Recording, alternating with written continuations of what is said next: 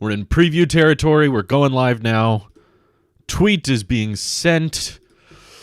Oh my goodness, it's finally here. Wow. The wait is almost over, ladies and gentlemen. We finally made it to WWDC. It's happening today. Get hyped. This is the hype stream. And we've got some last minute leaks.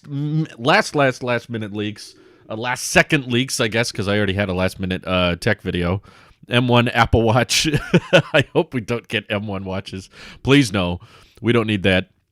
Sorry for the lag. Starlink's just feeling a little bumpy, I guess, today. It should stabilize itself out. Just give it a second. Hey, they should put M1 in an iPhone. Did we think that the A14 wasn't overkill enough for sending text messages? Speaking of text messages, with the amount of like hash flags and hype Apple is applying to iMessage within their invite images and promotional material and stuff, it genuinely feels like, what are they going to do with iMessage? I don't know. Do you guys have like big issues with iMessage you want changed? Do we need more animations? Do we need more like what's the big thing with iMessage getting updates? Slickly produced broadcast. Yeah, this is going to be so slick with so much lag today. Do you think Apple will release a new weather app? A new one? I hope the iPad can finally get one. Tyler Forte, thank you for the super chat. I'm hyped, returning my M1 iPad if we don't get Pro apps, and will instead get a MacBook Pro 16-inch, hopefully. How you doing, Drew? I'm doing good. I'm excited. I apologize in advance if the internet acts up. But either way, if the live stream cuts out or whatever, I'm still just excited to talk about all the new stuff coming out today, because April was already a packed event, and we know that we're getting software updates at least at this event. That's something we can at least expect. Oh, hey, MaxTex in the chat. How's it going? iMessage goes cross-platform? Ooh, that would be fascinating. That does sound like something the government would probably want to push Apple to do, to be more, open and not so closed up like they are. But, Apple, I think they've had some internal emails floating around as to why they don't want to do that, or they don't want people comfortable using Apple's own services on non-Apple hardware. But now they brought Apple Music to Android, and I think they've announced that they're going to bring an AirTag app or the Find My app to Android later this year, so that people can utilize the Find My network even on Android phones. Not that they would be... I don't know if that would make Androids compatible with the Find My network. I think it's more just so you'd be able to track down and use AirTags or find the owner through an app or whatever. It'd be interesting if they did. If Apple wants to get more into the services division, they could charge money for an Android iMessage app. I know that sounds horrible, but I could think of plenty of people that would be willing to pay that if they could still retain iMessage on their Android phone. It's the last second leaks that we're talking about in today's hype stream, which I find is somewhat interesting, is it basically sounds like it's Love to Dream versus everyone else. Because if you've been watching the leak community or reading rumors and stuff more recently, there has been so many people all alluding to MacBook Pros getting unveiled at this event, and hopefully those MacBooks having the next generation M1X chip, not the M1. I'd be very frustrated if Apple decides that, M1 is fast enough. We don't need anything faster than the M1 for these newer MacBooks. I hope that's not the situation. But if it ends up being true that there's no hardware today, which is what Love to Dream is saying, then I'll definitely be a bit more bummed out, I guess. Chris Norton, thank you for the super chat. Welcome back to YouTube. I like it when you're on YouTube. Okay. Well, I do all my hype streams on YouTube, but we're still planning on moving to Twitch as soon as the event begins, which should be in about an hour and 7 minutes by the looks of it. And Starlink's bumpy today. I'm sorry. He wasn't that sure either. Yeah, Love to Dream was also saying, like, I feel no. At least that's how his tweet was translated. But basically, someone asked Love to Dream, who has a pretty reliable track record, but again, I can think of many situations in which he was inaccurate. But either way, when there's lots and lots of different analysts and reporters all kind of saying the same thing, that's what kind of reaffirms me that something's happening. But it's probably safe for all of us to go into this assuming there won't be hardware, because then if there is, we'll be pleasantly surprised. If not, we'll be like, okay, it was a developer keynote. But we didn't get any hardware last year, which throughout history, I think within the past 10 years, we did the math. Someone in the Discord was doing the math. Shout out to whoever it was, but they did math on when hardware was announced at WWDC, and they discovered that it was like 48% of the events over the past 10 or 11 years. It's pretty half and half. It's kind of down the middle on whether or not Apple does hardware. It's some people, I think, take it a little too far, where they just say, no, this is a software event. There's never hardware here. It's like, nah, there's been hardware quite a few times. Even in recent history, there's been hardware. The only reason I guess I'm more doubtful now is that Love to Dream is saying he doesn't think there will be, and also we had a very hardware-packed April event. In fact, that was, of all the spring events Apple's ever had, that was definitely like the most packed full of info. We got AirTags, we got new iPads, we got new iMac design, we got new Siri remote. Like, normally spring events do not have that much stuff. And that was just an insane amount of announcements for one event, and it was like late April. So the idea that there's also a bunch of hardware unveiling today in June, which is honestly not that far away from the April event, that's what makes me think, like if there was hardware ready to announce, why not just announce it in April? Or, why not just save all of the April hardware that was announced for this June event? I'm not sure. I got some more super chats to keep up with. Gabriel, thank you for the super chat. Says, iMessage isn't bad, but none of my friends use it. I can tell by your currency you're not in the U.S. because at least in the United States, almost everybody uses it. It's extremely common. But yeah, I'm well aware. Outside of the United States, iMessage is way less common. Everybody uses WhatsApp, I believe, or something else. Cadenza, thank you for the super chat. Discord charges for most of its cool features. Charging for exclusive messaging services is not completely unprecedented. I agree. Like, Apple, I know I'm the first person to ever suggest this, but Apple likes money. Did you guys know this? It's crazy. But if Apple wants to generate revenue and they're willing to say, hey, if you buy an iPhone, iMessage is included, it's secure, it's private, it works well, syncs with your phone number, you can use it on your Mac, you can use it on your iPad at no additional charge. And they're like, okay, well, if you want to use iMessage on Android, now we're going to be providing a service to someone who is not buying our hardware. So, yeah, in that case, we will charge you, whether it's a small fee or an upfront fee, I don't know. But just the idea of Apple allowing iMessage on another platform but charging for it, I could see. I don't think that's outside of the realm of possible. I could totally see Apple being like, yeah, okay, we'll do it if you pay us. Because they want to get money in some way, shape, or form. And I mean, to be fair, they are providing a service. iMessage has to maintain a server, and that server is not free to Apple. It's not like Apple just writes the code for iMessage and then it costs no money for them to maintain it. So they do take a loss on that in the regard that they just included at no additional charge. That's just the cost of iMessage is recouped through the hardware sales. So if they did start opening it up to Android platforms, then yeah, they would want their money back in some way, shape, or form. If it was a small fee, that would be really interesting. iMessage could probably take over a bigger chunk of the market, but if they made it free, then the courts get more angry. Like, hey, you only have iMessage on iPhones. That's anti-competitive. Okay, we're going to have iMessage on non-iPhones for free, and it's better than all other messaging platforms. Hey, now you have a monopoly. That's not fair. Okay, they can't win. Pieter, thank you for the super chat. Yo, how you been? I haven't been keeping up. Didn't even realize WWDC was today. What are you excited for?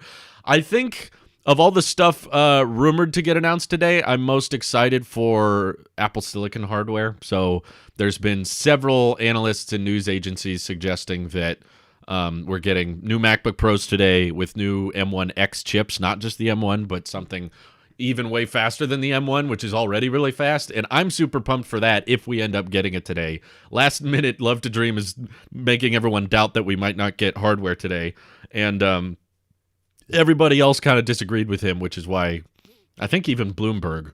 But honestly, I'm going to be gone later this month, so I'm kind of hoping that I'm honestly kind of hoping that even if they unveil MacBooks today, they'll ship somewhat soon or not for a while, because I would hate it if the ship dates for the new MacBook Pros are while I'm away, because then it'll be obviously a lot harder to cover those products when they come out, and I definitely want to check them out and review them. So yeah, hopefully we get new MacBook Pros today, but they don't ship until like July, because I'll be back by then, or something like that. What do you think about, will Apple join into crypto? I hope so. It'd be kind of interesting to see Apple kind of take a presence in that space, but Apple, they're not the first to much. Sorry. TXDXB super chatted, but it says message retracted. I did not see what you asked, but thank you for both donations. I guess you super chatted twice. Yeah, if you retract the message, I can't I can't see what you said, but I appreciate the donation. Shraggy, thank you for the super chat. He said hi, hello, welcome. And Daniel said just saying hi. Lots of people saying hi, welcome. You don't have to super chat just to say hi, but I appreciate it anyway. John Plays says they will ship in late July. Okay, we got a leaker in the chat now. If they're shipping in late July, that's great because I'll be back by then, so I'll be able to cover it and not have to miss it. Ricardo says, living in Europe, I think iMessage is way better than WhatsApp, but here hardly anyone uses it. I hope that new updates might get people to switch. That's kind of the interesting part for the software side, which is definitely what we should expect. I think more people should go into this event just kind of anticipating it to be software and services only. And keep in mind that WWDC does not guarantee hardware, and simultaneously it does not guarantee no hardware. I see people go both ways. I've seen lots of people on Twitter in the comment section say that, no, this is a developer event. There's never any hardware. It's like, bro, we got hardware at this event like 2 years ago. It's not that big a stretch. And there's also a bunch of people that say, okay, there's definitely hardware. This is when new Macs come out. This is when new this and this and this come out. And I'm just like, okay. It's like, basically it's a flip of the coin. It's kind of half and half. Sometimes we don't get hardware, sometimes we do. The iMac Pro I'm using right now was unveiled at WWDC 2017. And the Pro Display XDR was unveiled in 2019. So I guess we've only had 2 WWDCs that were online only. And the only one we've had so far did not have any hardware. All they announced was the Apple Silicon transition. They didn't announce actual like buyable hardware other than I guess the Mac Mini dev kit, but that's doesn't really count. Do you think the AirPods case will get the U1 chip? I hope eventually, because honestly, I could think of people who lose AirPods a lot more often than people that need to attach AirTags to, like, I don't know, their bike or a backpack or something. So incorporating the U1 chip into more stuff, I really hope they get it eventually. AirPods 3 are supposed to come out later this year, so hopefully they get the Find My compatibility and everything. Alpha DeWolf, thank you for the super chat. Touch bar, yes or no? So I have seen a lot of different polls of people that claim, they don't like the touch bar, or it freezes too much for them and it just doesn't work and all that stuff. I have never had that issue. To be fair, I haven't had a MacBook with a touch bar for a while, but when I did, I loved it. And that's one of the things that upset me about switching to the iMac Pro over I think I got the first 2016 15-inch MacBook Pro, and I edited and ran my whole business off of that for about a year. And I love using the touch bar on that thing, between the volume slider being dynamic and brightness being dynamic instead of having to spam a button over and over again, and being able to change it depending on which application you were in. Oh, believe it or not, speaking of iMessage, I use that on my Mac quite a bit. It's kind of underrated, I think. Oftentimes I will just leave my phone outside of my office because I have so many different iMessage compatible devices in here between my iPad and my Mac, and if I'm in the middle of doing something at work and I'm just using my iMac and I get a text, I can just reply right there. So having the predictive text on the touch bar and the emoji selector and stuff, I found very helpful. I know that sounds like a basic, dumb, average consumer thing, but it was genuinely something I used very regularly, which is why I miss having a touch bar. And I've said this on the record, I'll say it again. If I could buy a Magic Keyboard detached like this that had a touch bar, even if it needed to be charged more frequently, and it was like $300 or $400 or whatever, I would spend the money to get the touch bar. I would love that. So, yeah, I see the lag. I'm sorry. They're looking for satellites. I'm on Starlink, yes. I've been Starlink exclusive for the past 4 months, and it's still in beta, and they said to experience brief cutouts, but as long as you can hear me, I think as long as you can hear me. What's my Twitch name? I know, this is going to be a big one. Get ready. What is my name on Twitch? Tailosive Tech. I know. No one would ever think I would do that. It's crazy. Nick is in agreement with me. He 100% loves the touch bar too. That's good to know. Sony MX4, AirPods Max, your thoughts? I don't know much about the Sony MX4s. I haven't tested or used them myself, but I do know that AirPods Max is far too expensive, and they need to find a way to make those cheaper, and they also need to fix the case and the charging method, and I also think it would make way more sense that if you're going to make headphones that expensive, that they would have some kind of lossless format. Is AirPower dead? Yes. Randy, why are we asking this? Do you think Apple should make a social media service? They've tried several times. Who else remembers iTunes Ping or MobileMe or Apple Music Connect? That was in recent history. That was only like 6 years ago. Apple has tried many, many times to make their own social media network, and it's the same thing that Google tried with Google+. Facebook tried to make their own Snapchat clone called Slingshot many, many years ago. I don't know if anybody remembers that, but I do. Essentially, social medias are popular based on what people decide to flock to. It's very difficult for a company to come up with a social media site that just does really well, that they just invented in-house. Most of the time, social media that does well is just kind of random startups that like no one's heard of. Like now everybody's talking about Clubhouse and that kind of thing. Just like random social media will pop up and a bunch of people will flock to it. It's rarely like this big giant tech company came up with a social media service and everyone started using it. Like that isn't honestly what happens most of the time. It's usually like just some nobody that gets randomly popular. Okay. I got to catch up here. Sun, thank you for the super chat. Hey, Drew, how you doing? And what about Final Cut Pro 10 on iPadOS? So I'm excited / scared of how they can do that because they recently changed the business registration or something with Final Cut Pro. I don't know the official vocabulary for it. But essentially, they changed Final Cut to be registered as a subscription service. Possibly. It doesn't mean all Final Cut owners are going to have to start paying for it. It just means that Apple could start selling Final Cut as a subscription now. And I'm scared that if they bring it to the iPad, that it'll be like subscription only and you have to pay monthly for it. That would annoy the crap out of me. If they do let you just use Final Cut on the iPad, as long as you've paid for it on the Mac, now it's for free on the iPad, that would be fantastic, and that would get me really excited. But there's still a bunch of things that are at fault with iPadOS that would kind of prevent Final Cut from being useful. I think a lot of people put too much credit into the Pro applications and not enough into iPadOS doesn't support this. Like for me, I used LumaFusion on the iPad Pro, and it worked really great, but I could not import my Blackmagic footage onto the iPad because iPadOS itself does not support ProRes. That is not an issue with LumaFusion, and that's not a problem with the lack of support on... sorry, I don't know what's good. Sorry for Starlink was doing great all past week, and then all of a sudden it wants to act up today. I'll pause. I'm still on Ethernet. It loves to fail on me right when I need it the most. Oh, well.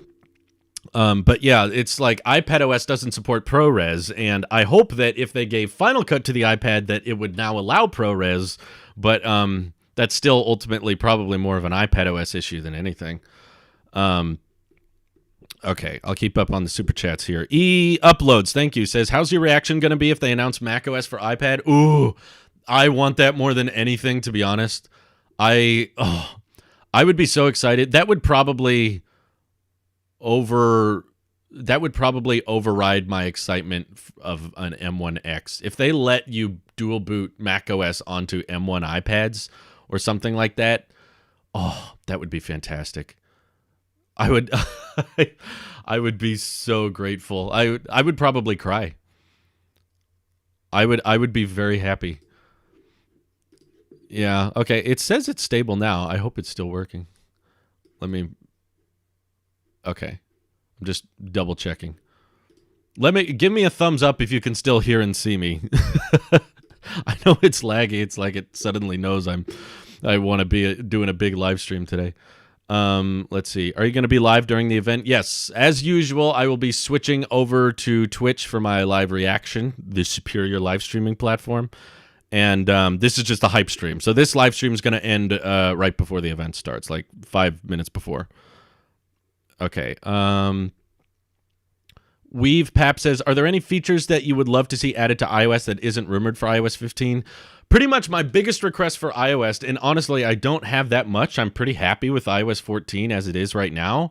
But my biggest request would just be pop-ups should go away almost entirely. Like, it's so annoying to me that when you're in the middle of using your phone, or you're playing a game, or you're texting someone or something, that you suddenly get this pop-up that says low battery 20%, and you literally can't tap anywhere on the display other than dismiss right there, and that should just be a notification, or you should be able to turn those off. Like, if I have a low battery, that's fine. You can let me know just with a drop-down thing, but don't stop me from interacting with what I'm already using. Like, I don't get why that has to stop what you're doing. Like, you cannot do anything else on the phone right now. Like, it doesn't make sense to me. So I just wish the pop-ups of anything, like enter password in settings, like it'll just pop up when you're in the middle of using your app and you can't do anything else on the display until you address it. It should just be a little drop-down menu. Okay, we got some thumbs up, which is good. It's interesting that normally the Starlink connection is pretty stable, but then once every 30 minutes, it'll drop down to 0. Now it's like a lower connection, but I haven't seen it drop down to 0. So I guess as long as you can hear me, we're good. I know it's choppy. I can see it. Trust me. You're not the only one who's dealing with it. I guess I could lower the bitrate just a tad. Just a little bit more. Just so we can have a slightly more stable connection. Hopefully. Rockford Media, thank you for the super chat. Drew, hi, how are you? Getting a 16-inch maxed out if it comes out today. Still hoping for touch bar. I'm going to restart the project for the external touch bar. I started way back. Well, good luck with the external touch bar. Wow. I don't know how that's going to work, but I'd like to see you try. Sun, thank you for the super chat. I guess they could do Final Cut non-pro for iPad, though you made a good point about the subscription-based thing. It will be annoying. Yeah, I don't think I'd be willing to subscribe to Final Cut for a monthly fee. That would... I'm just kind of trying to avoid subscriptions as much as possible these days, so if Apple announces one, I'll be like, cool, I'm glad it's more capable, I guess, but ultimately, yeah, that's not what I want. Based on the video thumbnail, do you think iPadOS will be more of a focus than suggested? Based on the video thumbnail? You just mean like the iMessage stuff? I don't know. I just feel like iPadOS should be the focus because it has the most issues. iPadOS is such a limiting factor. Out of all the software Apple makes, there's not like a bunch of things the Mac could do if it had better software. For the most part, like macOS Big Sur is fine. Same thing with iOS. iOS is like taking the best advantage it can of this iPhone hardware. And there's not a ton of things I'm like, man, my iPhone could do so much more if they changed this one part of iOS. I'm like, nah, it takes advantage of pretty much all the hardware that's there. iPadOS, however, there's all these amazing things it could be doing, but because it runs iPadOS, it can't. And it's not a hardware limitation anymore. I think that's the main reason I've gotten so pumped and I've gotten so excited for the iPad Pro and so mad at iPadOS is like it's never been more similar with with Mac hardware. Never before. Like just a few years ago, iPads didn't even really have mouse support. And they had completely different CPUs from Macs, and they had completely different, architectures between, all Macs were running Intel CPUs based on x86, and all iPads were running ARM. But now we've got Mac chips that are only on... we got Mac chips that are specifically built for the Mac now on the iPad. We've got Thunderbolt on the iPad, USB-C. We've got mouse support on the iPad. In fact, it's got everything Macs have and more, but the only thing preventing it from doing all the thing a Mac can is just software. And I think that's a dumb reason to not do something. It's like, oh, they won't do that because it would be too good. Like, it would be so good that less people would buy Macs and therefore we can't do it. It's like, that's a dumb reason to not make a product. Just make it more expensive. If you're worried about losing out on more money, I don't care what it costs. If you got to make it exclusive to like $2,000 iPads, then fine, do it. But as long as there is a way for the most capable, most amazing hardware Apple makes to also be conjoined with the best software so that it can truly be taken advantage of, that's what matters. I don't care if it's like, oh, that would eat into sales of MacBook Air or whatever. It's like, no, just make it happen. Just do it. So I don't think I want iPadOS to be the main focus, but I don't think the video thumbnail is like necessarily guaranteeing that. Reese Cup, thank you for the super chat. No message, but appreciate it. Zirialo, hey, we got another moment for us. Thank you for the super chat. Do you think the M1 iPad Pro will have exclusive features over the 2020 iPad Pro, such as Pro apps? Asks Fly With Me. I would be fine if it did. I'm not against Apple saying that, we need this much RAM or we need this kind of CPU in order to sustain these pro applications. But knowing how Apple is and hearing what we've heard from Bloomberg about iPadOS, I won't be shocked if they decide that they don't want to give any type of software exclusives to the pro iPads, even though in my opinion they really should. They really should say, okay, if you buy an iPad with this much RAM or this much CPU and GPU performance, then you can download this, then you can utilize this feature like macOS or Pro Apps, whatever you want it to be. I just don't think Pro Apps is the limiting factor anymore, mainly because of that super chat was from Fly With Me, by the way.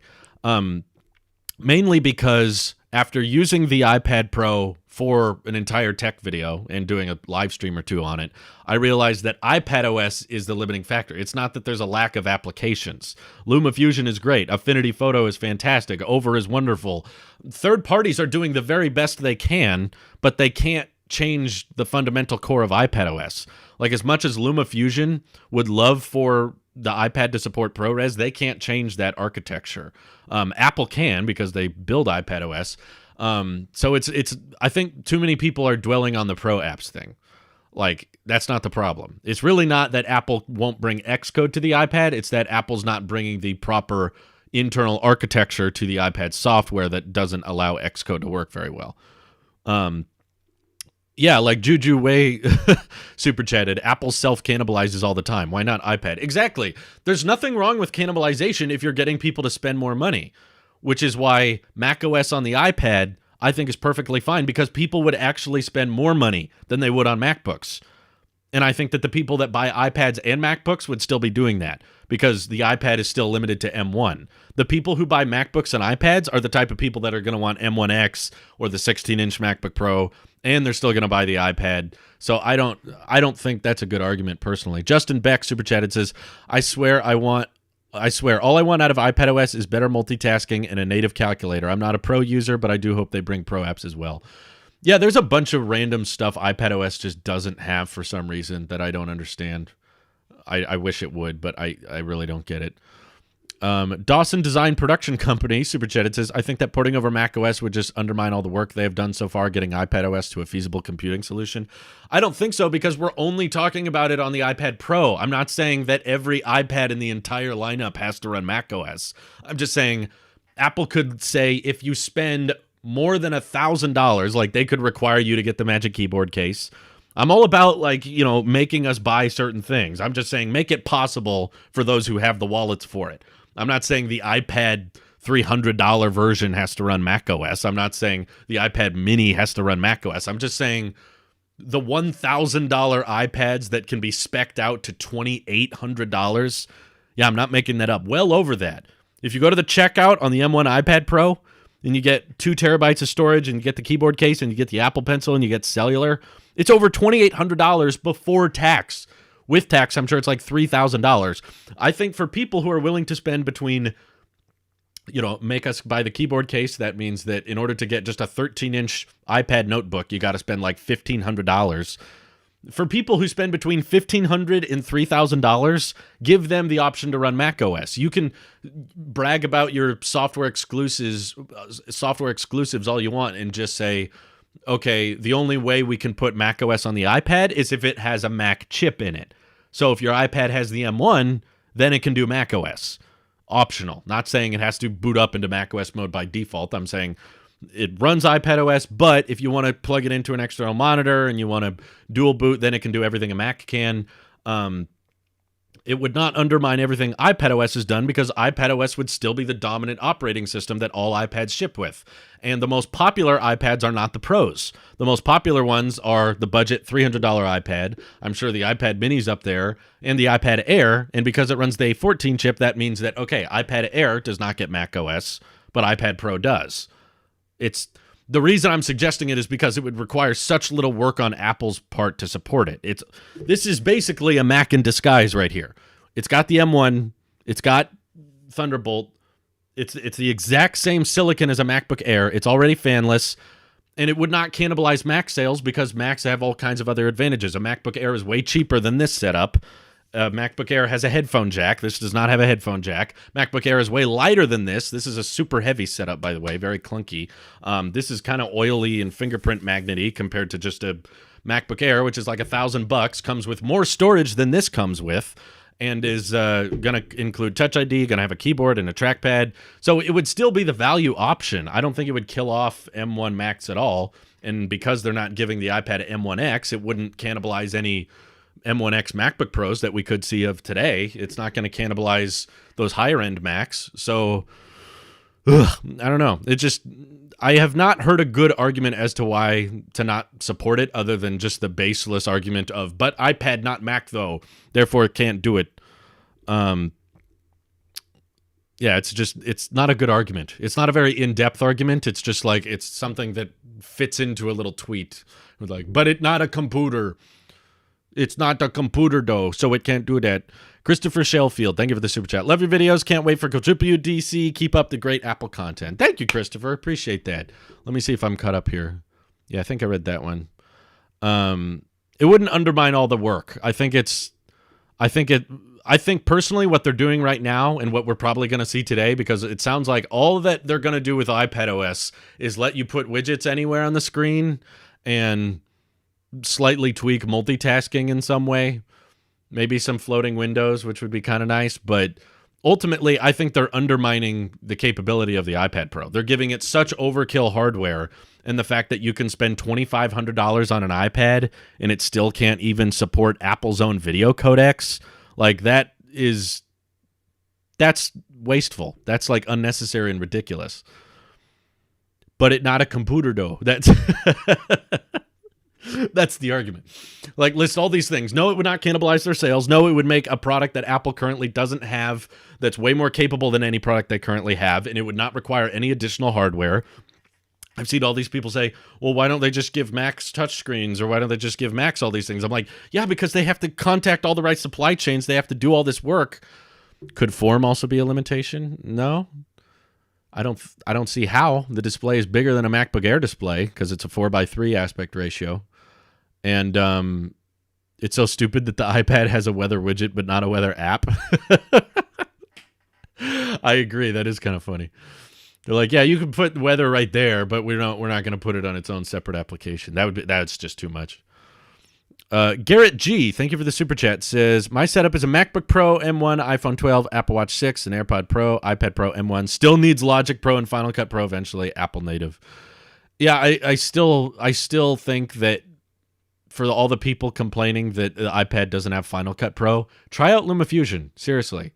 There's a few little differences of things it doesn't have, but LumaFusion is amazing. Like, I did a whole video on it, and I thought it did fantastic. There were a few little things I would like tweaked, but for the most part, there's not a ton of things Final Cut can do that LumaFusion can't, that are not because of iPadOS. Ultimately, that's the limiting factor. And this is all on Craig. Okay, this is Craig's time to shine, okay? We don't even need Tim Cook at this event. I just want Craig to show up, open up the iPad like he opened up the MacBook and be like, macOS, how cool is that? That would be wonderful.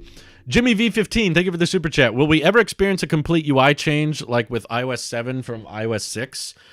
It's possible. I won't say it's impossible. I don't have sources, so I can't tell you. I've heard something like that, but I think the main reason Apple is likely hesitant to make a change like that is like all of Apple's platforms are bigger than ever before. So there are a lot of people using iPhones than there were back in iOS 6 days. And to be fair, as exciting as it was and fun as it was to see iOS get fundamentally changed and every icon was new and everything with iOS 7, a lot of people didn't like it. A lot of people are resistant to change. A lot of people don't like their phone looking different. They don't like things being moved, and they don't like those like giant overhauls because it confuses them. And they don't like waking up one day and their phone looks completely different, because every time you take a drastic redesign like that, you take the risk of people not liking it. Sure, some people might like it, but you're also constantly taking the risk of maybe a bunch of people are going to hate it and want to go back, and everyone's going to be complaining about it. I see this happen with Windows updates all the time. So for that reason, I could see why Apple is hesitant to have another giant like iOS 6 to iOS 7 move like that, is because they're like, yeah, if we just tweak iOS and we don't drastically change the UI, a lot of people in the chat here who want a new redesign are probably going to think, this is boring, it's not that exciting. But at least we don't have a bunch of people yelling at us that our phone looks totally different now and we hate the new design. So Apple's trying to kind of, I think, go down the middle and doing their best to please both parties. Because Apple, I think, could easily tick off a bunch of people if they decided to drastically redesign the whole thing from the ground up. macOS on the iPad is like shoving an elephant in a Volkswagen Beetle. I don't agree. What I will use that same joke for, Gerson, though, is I would say putting an M1 chip in the iPad is like shoving an elephant in a Volkswagen Beetle, because the M1 is the strongest and best Apple silicon that's ever existed, but iPadOS is the software equivalent of a Volkswagen Beetle. So that's what they're doing already. If you're going to ship M1 hardware in the iPad Pro and it cannot even support Apple's own video codecs, and there's no Pro apps really from Apple, and there's no barely any multitasking that's equal to the Mac, but you're giving it Mac hardware, that's just ridiculous. Like, to me, that's what's crazy about the current situation. If they didn't give the iPad the M1, I would probably feel differently and be like, okay, so these chips are for Macs and these chips are for iPads. But now they're sharing the same stuff between them, and I'm like, okay, what the heck? You got all the hardware you need right there. You're essentially flipping a switch to give macOS to the iPad for those who want it. And Apple was comfortable letting us flip that switch with Boot Camp on the Mac. You could put Microsoft software on your Mac and have it boot up from that exclusively if you wanted to. But Apple's own OS on their own hardware? No, that's crazy. That's too much. Rockford Media super chatted, what's a computer? Ask Wyatt. I haven't seen Wyatt in many months. I should ask him. Ben Rayner, thank you for the super chat. Hey, newer viewer, first message. Will the budget iPad get the thinner bezels and Face ID and get rid of the home button, do you think? Not soon. One day, maybe? I mean, right now, even the iPad Air doesn't have Face ID, and that's a mid-range, like $600 iPad. So I don't think this year or next year, or probably even in 2023, we're not going to get thin bezels and Face ID on the $300 iPad. It's going to take many years and economies of scale to get the price all the way down to where we need it to the point where it can actually get those kind of pro features. But keep in mind, Apple also wants to upsell people. If the budget iPad had thin bezels and Face ID, there's less and less reasons for you to spend $1,000 on the iPad Pro. So that's kind of what they're counting on a lot of those sales doing. So will any of it be pre-recorded, asks Jimmy. I'm pretty sure all of it. Last year, WWDC last year was definitely pre-recorded. There's no chance in heck any of this was live. But thank you for the super chat. Anthony, okay, I got a few super chats here. Thank you, guys. Everybody's being overly generous today, despite my internet sucking so much. I'm sorry. Like, I don't know how many ways I can test these things, because I get internet. Starlink works great. I'm using it all the time, and it's fantastic. I go live, and it's reliable, and it's working. And then I do one YouTube stream, and it decides, okay, never mind, I don't want to work as well. So I don't know how else to test it. I don't want to keep paying Xfinity more and more money. Xfinity was way more expensive, and the rates were going up, and Xfinity themselves suck. So I didn't want to keep them around just so that once a month I could have a slightly more crispy live stream. Because they were charging more and more and more. And Starlink's gotten a lot better. It seems more stable now, at least. But anyway, I appreciate all the super chats, guys. I'm doing my best to keep up with them here, but there's so many. Okay, thank you. Max Feder, super chat. I currently have a 15-inch Intel Mac. Love the power for running projections for theater. Hoping the M1X/M2 MacBook Pro has HDMI port. Always losing dongles. Really? You're losing dongles? I've had like 2 dongles my whole life, and I have both of them still. Actually gave one to my dad, but thank you for the donation. Yeah, I could think of a lot of people that would utilize the HDMI port. I just wish it's not so much of a complaint with Apple. Like, I understand why they're thinking about, or they're considering bringing HDMI back, because there's so many accessories that still use it. I guess I'm more angry with the third-party market not adopting Thunderbolt ports as much. Like, I feel like that's a better standard, and it can still do high video output. And I wish like TVs and projectors and stuff were all kind of moving that way. and Apple's been trying to get everybody to move that way for many years, and they still haven't. And because, like, okay, if TVs and monitors and stuff are still going to not switch to USB-C Thunderbolt, and Apple's been trying to kill it off for the past, like, 5-6 years now, they probably never will. So I guess that makes sense to bring it back. But I'm more annoyed with the third-party market. So hopefully we get HDMI on a MacBook today. Anthony Liuzzi Jr., thank you for the super chat. I think Apple is slowly moving all their Pro devices to M1, iPhone Pro included. Oh, man. That is just so overkill, but that would be hilarious if they did it. And doing what Samsung failed to do with DeX by having an all-in-one OS for Pro users. That would be interesting. I don't know about an all-in-one operating system, though. I could see that. It sounds like, at least in previous WWDCs, Apple's not interested in merging operating systems. And for the record, that's not what I'm suggesting. I'm suggesting a $1,000 plus Apple product should be able to run 2 of Apple's operating systems. Still designed by them. I'm not suggesting Microsoft get in there and we boot Windows on the iPad. That's not what I'm saying. All I'm saying is Apple designs macOS, which is really capable and really functional and really useful, and I love it. And Apple makes iPad hardware fantastic and overkill with all these great things that you can't get in any other Apple product, between 120 hertz, extreme dynamic range, USB-C, Face ID, like cellular options, all these great things in the iPad, and yet we can't have the best of both.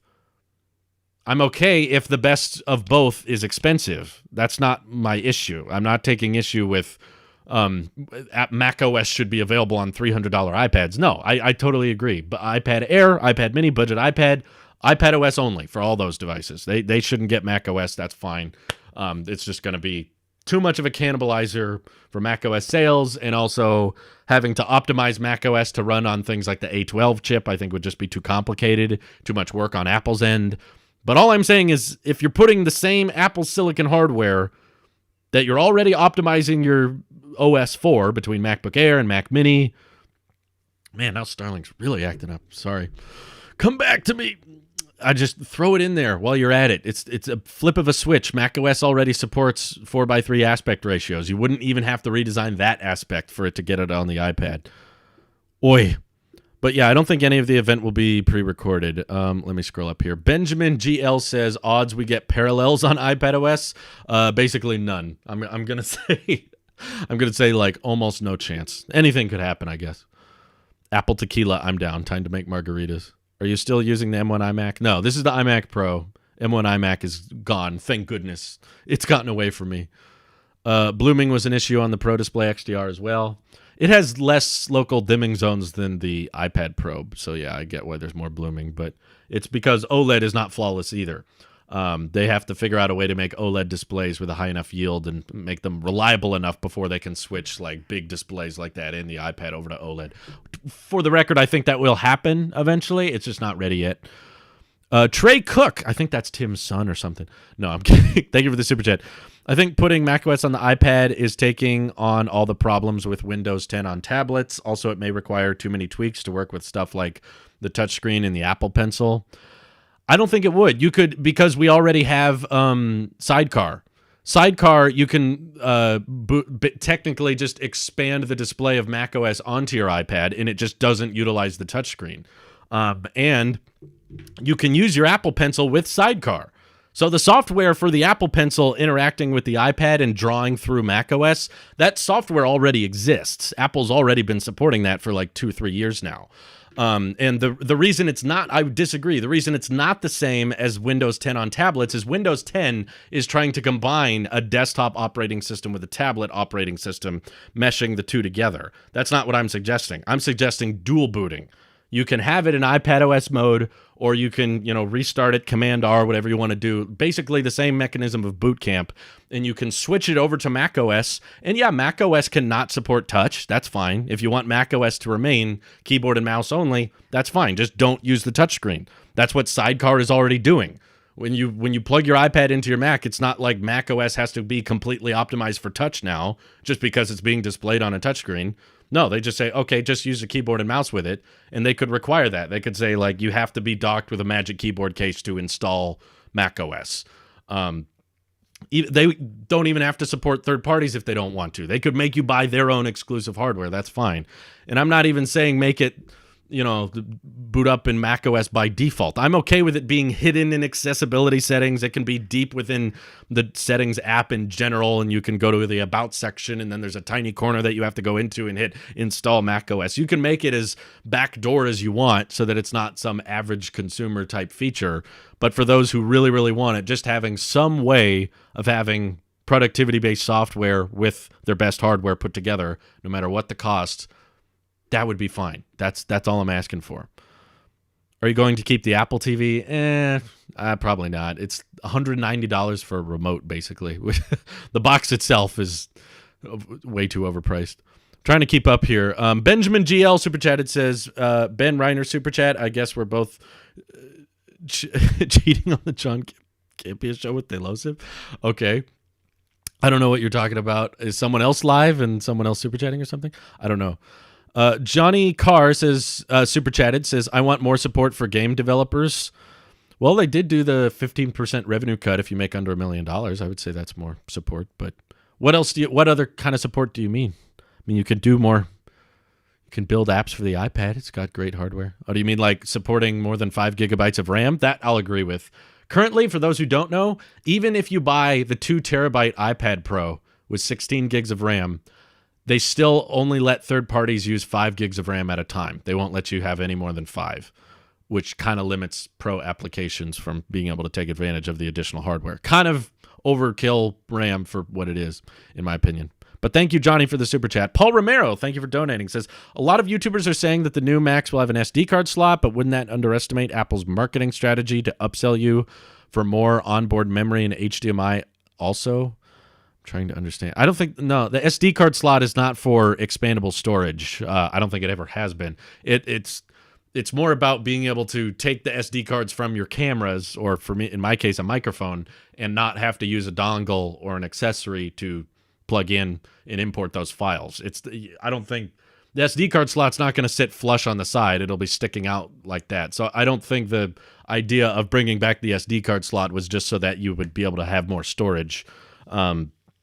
It's more so about being able to import stuff. And the SD card slot, I'm sure, is not a very super high bandwidth stuff for local storage. So I mean, for smaller files, I'm sure it's fine. But yeah, I don't think you can do the exact same thing with an external USB-C drive with a normal USB-C MacBook Pro. So that's not the concern. Garrett G super chatted, says, I'm excited for Apple to talk to all of us about their software and hardware updates. Hopefully software updates releases soon. So these are pretty predictable, at least in previous history they have been. So I would expect developer betas to be available today if things go the way they normally do. So if you have a developer account, you'll be able to install these betas today. But don't do it on work devices. Keep in mind, these dev betas are usually pretty bumpy and they can be unreliable, and they've been known to brick devices too, especially the Apple Watch. So please have backups. Be careful with your developer beta. It's unfinished software. Every single year we run into this problem where everybody's like, I want to try the dev beta. I want to try the dev beta. And they watch some YouTube video that says how to illegally download the beta. They get the beta. It bricks their operating system, and then they're mad at Apple for breaking their only phone. So please be careful. Be careful with the dev betas. They're called betas for a reason. Johnny Carr super chatted $20. Is any chance on augmented reality, virtual reality? I mean, Bloomberg kind of talked about it a while ago, but I'm going to say pretty low. Apple has not expressed much interest in virtual reality in recent history, at least. So I would say virtual reality, I'm pretty confident in saying won't happen at all. Augmented reality, I think will happen eventually. I just don't think it's today. I don't think it'll happen to be unveiled or announced or anything today. Augmented reality glasses, I think, are still probably 3 or 4 years away. The tech is simply not ready yet. I wish it was. I think that's the next big thing for Apple when it comes to hardware.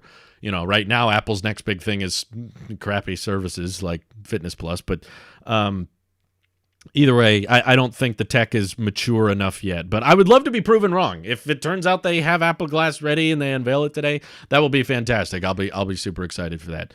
Oh my God, you guys are being too generous. My videos suck. This live stream is so laggy. Why are you super chatting? Thank you. Benjamin GL super chatted, says, I love the idea of SD slot returning, but I hate the idea of HDMI MagSafe and USB-A return. I haven't seen any reports say USB-A is coming back, for the record. For USB-C, Thunderbolt 4, and SD, and micro SD if they can use USB. I don't want it. I'm kind of confused by your phrasing, but I think I understand what you're saying. HDMI coming back, I think, is Apple just admitting that they haven't gotten the third-party industry to switch over to USB-C yet, because there's still a bunch of TVs, projectors, and monitors that are HDMI only, and that doesn't appear to be changing anytime soon, and maybe Apple thought it was when they ditched it way back in 2016. And I think Apple could have done better with the SD card slot removal. Personally, I record to CFast cards. This is what my cameras use, so I have to use an adapter anyway, regardless, because most computers don't have CFast card ports on them. So I don't really care about the SD card slot that much, but I was hoping that when they removed the SD card slot, Apple could open up AirDrop to third parties and let wireless data transfer become a lot faster and a lot more mainstream on even professional grade cameras, not just iPhones. And that hasn't happened.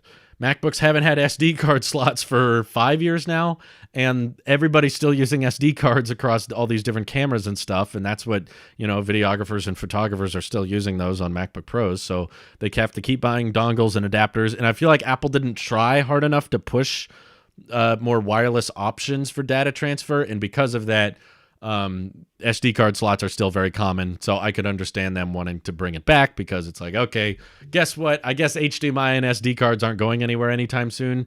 USB-A, though, sucks, and it's my least favorite port because it's symmetrical but not reversible. USB-C is 1,000,000% better, and the only reason we still have a lot of accessories out with USB-A is because that stupid companies keep supporting it on their laptops. So if we had more companies like Apple that were saying, nope, Type-C only, start shipping everything with Type-C, and we're seeing more and more companies do that, which I'm happy about. I wish we'd have more support of USB-C. I just think USB-A is such a stupid port design. It's like the worst port I can think of. And the more we can get it off of things, the better. And USB-C is so much substantially better because it can do more, it can transfer faster, and it's reversible, and it's smaller. So I haven't seen a single report say USB-A is coming back. That would concern me too. That would annoy me. But I don't think that's going to happen. It's possible we won't get any hardware today, according to Love to Dream. But we'll see if Love to Dream ends up being right, going against the current, everybody thinking this is going to be just a hardware, if we're going to get MacBooks today, or if it's just going to be software. Now it's all mixed. Now we don't know. We got all this confusion in the world going with us. Oscar super chatted as well. Thank you. Says, love what you do. Been a fan since the Attic days. Thank you, Oscar. You guys are being overly generous. What is your favorite Apple TV Plus show? I've tried a few. I don't like many, but I think the one I like the most is Trying. Me and my wife have been keeping up with that one. Still haven't spent a penny on Apple TV Plus, by the way. I got it for free in November of 2019, and Apple keeps extending my free trial. So I have not spent a single penny on Apple TV Plus, and I would not keep paying for it just for Trying. It's a pretty good show, but it's not that good. Everything else is just not my thing. I don't know. I haven't found a show that is my kind of humor or my kind of drama. Yeah, Love to Dream has said a bunch of weird stuff. He did say AirTags would be in 2 sizes and that kind of thing. Micro USB is the worst, defiantly. At least there's only one way to plug in micro USB. That's why I would say USB-A is worse, because it's reversible, but it's not reversible, but it looks symmetrical. So it looks like you can plug it in either way, and you can't. That's why there's so many memes of like, oh, I didn't plug it in the right way, even though the flash drive fits into the port, you're plugging it in wrong. Micro USB doesn't have that problem. It still sucks, I agree. Type-C is better, but yeah, like Apple is going to go live before 10 a.m., but they're not going to announce anything. So I'm sure the live stream is going to go up now or in any minute. Apple TV Plus is just going to be free forever. Well, at this point, they're still saying my trial expires at the end of this month, which I have an event in my calendar that says cancel TV Plus on this day. So I'm pretty sure I'll be able to finish the Trying show. What's the last CD you used? Oh, man. I don't remember. It's been a long time. My friend actually still buys a lot of CDs and uses them. Ian Moore super chatted says, can we just take a second to appreciate Scott and the other mods? Their job is a thankless one. Yeah. Let's change that. Let's not let it be a thankless job. All the mods in the chat, thank you for cleaning up the junk. I know these YouTube streams get hectic, And I I can't really offer anything in return for you other than just a crappy live stream. But appreciate you all for keeping the chat clean. Thank you. Apple Store is still up. Yeah. Well, most of the time, if Apple announces hardware at WWDC, it's rarely available to order that day. In fact, even at the last April event, they announced hardware, but it wasn't available to order until that Friday. So it's possible they could announce hardware today, like the new MacBook Pros, but the pre-order period doesn't open until this Friday at 5 a.m., or it doesn't open until end of July. That could happen too. Benjamin GL says, dude, watch For All Mankind. It's so amazing. I've seen parts of it. It didn't hold my interest. But the thing about For All Mankind is all the interesting parts are on YouTube. Like, I don't care about the characters and the drama going on. My dad was the same way. Like, he started watching it, and he was like, I don't care about the soap opera stuff. I like the space science and technology aspects. And all the clips of the coolest CG and technology are all just available on YouTube. So I just watch the most interesting parts. So that way I don't have to sit through all the drama and the soap opera crap. So I'm like, no, thanks. I don't want to designate that much time. Season 2 is going to win Emmy. I don't care about awards. Ever since Inception lost the best editing Oscar to The Social Network, I have never cared about award shows. Emmys, Oscars, it's all meaningless. We don't get to vote on that stuff. It's just a bunch of people in some room somewhere voting on crap. I don't care. Whatever. C is a good show. Yeah, I've heard about some scenes in there. It's just not my cup of tea. I'm glad you guys like it, for the record. I'm not saying none of you should like Apple TV Plus. It's like, if you find a show on there that you enjoy, good for you. I'm happy for you. But I have yet to find that show for me, other than trying. Trying's pretty good. Also, keep in mind, I spend a lot of time with my wife after work, so I have to find a show that both me and her are interested in. I don't watch shows without her, so if I tried to get her to watch the For All Mankind, she wouldn't be very interested, and I likely would only be interested in the techie parts, which is a small part of the show. I know the live stream is up, but they're not going to announce anything until 10. That's why we're still live here. But yeah, I'll be switching over to Twitch momentarily. I believe the link for my Twitch is still in the description. Yeah, it's right underneath the podcast link. For those who don't know, Tailosive Tech is on Twitch, and I cannot show the event for copyright reasons, so that means you got to bring up me on one screen and then bring up the event on another screen. If that's too much work, just watch the event. That's fine. I don't care. I would love to be able to show the stream and myself at the same time. I used to be able to do that, but DMCA copyright law is so dated, and YouTube and Twitch are not comfortable with that, so I can't show it. I wish I could, but good luck. Let's see. My dad watches this stuff for the Emmys. I just don't care. It's like, a bunch of people in a room said this show is good. I'm like, great. I don't care. We better be able to use iPad as a real computer after this. Still can't handle documents well on the iPads. I think there's a lot of returns that people are debating going through. Like, there's a lot of people in the chat. I already saw a few people debating it that are like, I will return my iPad Pro if we don't get Pro apps or, dual boot macOS on my iPad. So there's a lot of returns, I think, counting on this event today. And I have a feeling this is going to be disappointing. I have a feeling there's going to be no hardware. iPadOS is going to be lackluster. iOS 15 is going to be kind of minor. And watchOS is going to be pretty basic. And we're just going to be very disappointed by the end of this. Y'all hyped? I hope we're all pumped now. James, thank you for the super chat. Thank you for what you do and provide. Thank you for the super chats, guys. I hope you guys know I appreciate the donations, but they are by no means expected or required. Even if we didn't get super chats, I would do these live streams because there's not a lot of people in my personal life that I get to talk about iPadOS and iPhones and Apple Silicon Macs and stuff. But this stuff is all really interesting and fun for me. And just being able to have a community that I can interact with and get hyped for and talk about what could happen, what could not happen. And even when we all share in frustration, I enjoy that sense of community because there's not like a big circle in my personal life that I have that with. So I feel like when I go live or when I talk with you guys in Discord or interact on Twitter or make videos, it's just like hanging out with my friends and we all have this like fun, similar interest with each other. So I get a lot out of this as well. It's not just what I provide to you. You guys are providing this community for me, and thanks to your support and thanks to all of your donations and stuff, I get to do this full time, which is amazing because I would be doing this even if I wasn't getting paid for it. This is just the social side of this whole thing is wonderful. No offense, I love you, but I'm not watching during Apple event. Too much ADHD for that. Don't worry about it, Benjamin. Randy does the same thing. If I were you guys, I probably would not watch someone else's reaction either. I just offer it because many people have asked me to in the past. I've been doing it for many years now. They'd be like, I enjoy watching with you and having you alongside me as I watch the event, because some parts of these events, no matter how much cool stuff there is to announce, a lot of it is still kind of fluff. And a lot of it gets boring very quickly. So when they start getting into the environmental talk and they start getting into the rehashing information we already know, like iPad Pro has Apple Pencil, and the Apple Pencil can do all these amazing things that we've already talked about before, but we're going to talk about them again. That's when you like having someone else to watch with you and be like, yeah, I want to hear what he says. He's funny, or he adds in these comments here and there. But of course, there's no expectation. If I were you guys, I would just be watching the event by myself. I would probably just want to get secluded, no distractions, just completely focus on what's going on. But I enjoy watching it with a crowd too. I think it makes it more fun and interesting. So don't worry about offending me. I will take no offense if you guys don't want to watch it along with me. I'll still be doing a recap video. Isn't there like an Apple Music event right after this? 10 minutes, guys. The event starts in 10 minutes.